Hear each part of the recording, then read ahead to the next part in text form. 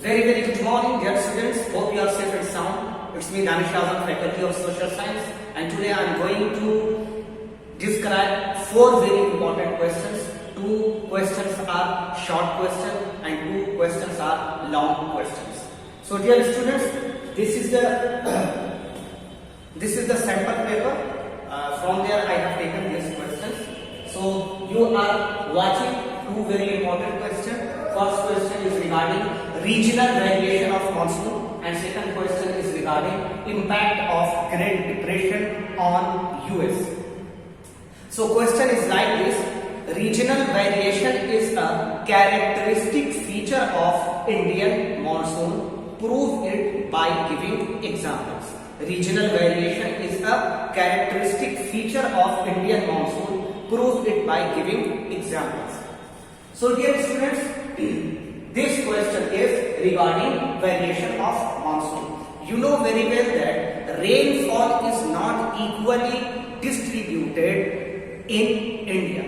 Okay, some parts of India receive maximum rainfall, and some parts of India receive moderate rainfall, and some parts of India receive very scanty rainfall. Understood? So on the basis of rainfall, we can divide Indian states in three categories. Okay? So first is states with high rainfall. States with high rainfall. You know that western coastal region of India and northeastern states of India receive maximum rainfall. Understood?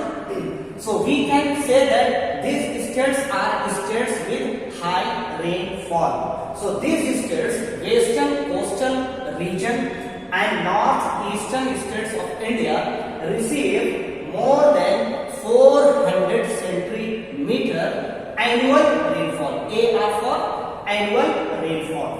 Second states are states with moderate rainfall. So these states are normally found in northern plain, like Uttar Pradesh, like Bihar, like Bengal. Understood? So states with moderate rainfall receive annual rainfall of 200 centimeter to 7 centimeter annual rainfall. Understood? Third category is in the third category, those states come which have very scanty rainfall. For example, Deccan Plateau and western states like Gujarat and like Rajasthan, understood, and like some eastern part of Punjab. So they receive very scanty rainfall. Understood? They receive less than 70 centimeter annual rainfall. So on the basis of this variation that is found in the distribution of rainfall, we can say that regional variation is the characteristic features of Indian monsoon. Understood? So now I am going to describe question number 2. So question number 2 is, what was the impact of Great Depression on the US? What was the impact of Great Depression on the US? Okay, so dear students, Great Depression. What was Great Depression? First of all, you have to introduce Great Depression. So Great Depression was a period of time between 1929 to 1939. Okay, and that Great Depression was actually a period of slow down. In this period, economy of United States of America failed down dramatically. As a result, whole countries of the world faced great economic problem and great economic slowdown. So that period of time was known as Great Depression. As during COVID-19 period, economy of the world has been collapsed. Understood? So in the same way, between 1929 and 1939, economy of the world collapsed. Okay? So question is about that Great Depression. Focus on the impact of Great Depression on Therefore, you have to be very particular. Okay. So there are three impacts of Great Depression on the economy of United States of America. First, crash of Wall Street Exchange. So Wall Street Exchange totally collapsed. The question arises, what was Wall Street Exchange? Street Exchange was a stock exchange of United States of America. As there are two very famous stock exchange in India, understood? So one is Bombay Stock Exchange and second is National Stock Exchange, understood? So due to Great Depression, economy of United States of America declined dramatically. As a result, Wall Street Exchange totally crashed, understood? And within one day, on 24th October 1929, 13 million shares were sold out alone on 24th October 1929 as Wall Street Exchange of United States of America crashed and declined. Second was dramatic fall in national income. So when Wall Street Exchange fell down and 13 million shares were sold out only within one specific day, so it also affected United States of America. As a result, national income of United States of America became half in 1929 and in 1932. Understood? Third is widespread bankruptcy. Around 4,000 banks became bankrupt. Understood? As a result, 20,000 companies were shut down because they were not having money and banks were also not ready to finance, not ready to give loan. So this was three very important impact and devastating impact of Great Depression on the United States of America. Dear students, now I am going to describe two long questions. So first question is, explain views of socialists like Karl Marx on private property. Explain views of socialists like Karl Marx in private property. So dear students, you know who was Karl Marx.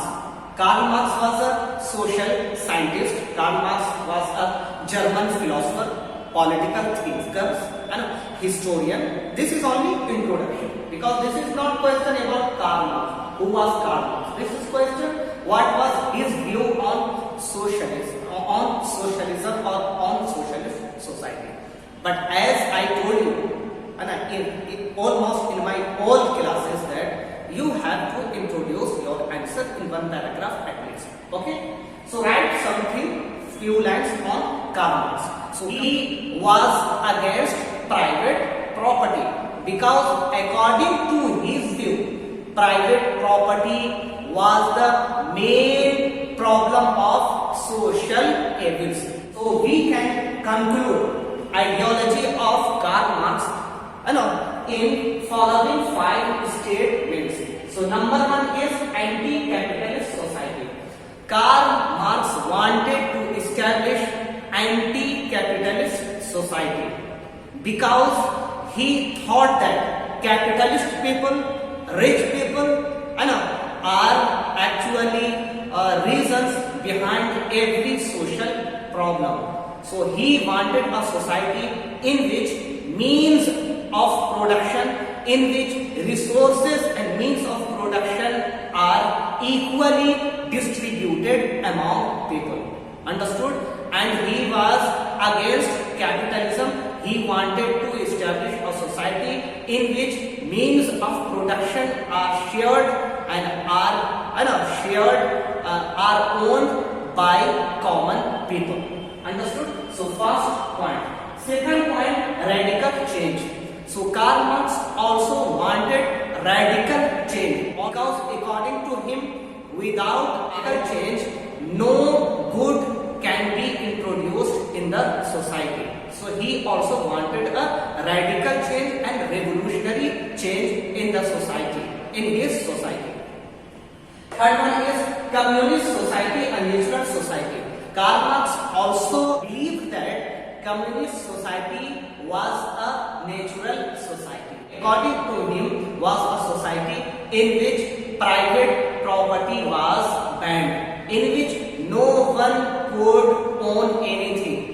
Understood? So question is that if within a country no one can have property, no one can own anything, so who will own resources found in a country? So according to him, it is government of that country who owns all the resources found within a country, and according to it, government of that country will distribute resources among people of that country. Idea of cooperative society. So he also gave idea of cooperative society. Their resources, combined their resources, and according to their needs, they help each other. So he also wanted to introduce a cooperative society. Next one is pooling of resources and justified distribution of wealth. He also told that we should accumulate our wealth, we should pool our wealth, and according to our need, we should spend and we should utilize those wealth. Understood? And he also told equal distribution of wealth. It means that wealth of the nation should be distributed equally. You know that in India, only 1% rich people in India owns around 58% of wealth. So this is unequal distribution. So he wanted to establish a society in which wealth is distributed equally among all sections of the people. So they to describe question number. Next question. This question is about what are objectives of national policy on health. Okay. So national policy on health was introduced in the year of 2017. Understood? And these 5 points are regarding national policy on health. So first point is highest possible level of good health. Government of India decided to provide highest possible level of good health under national policy.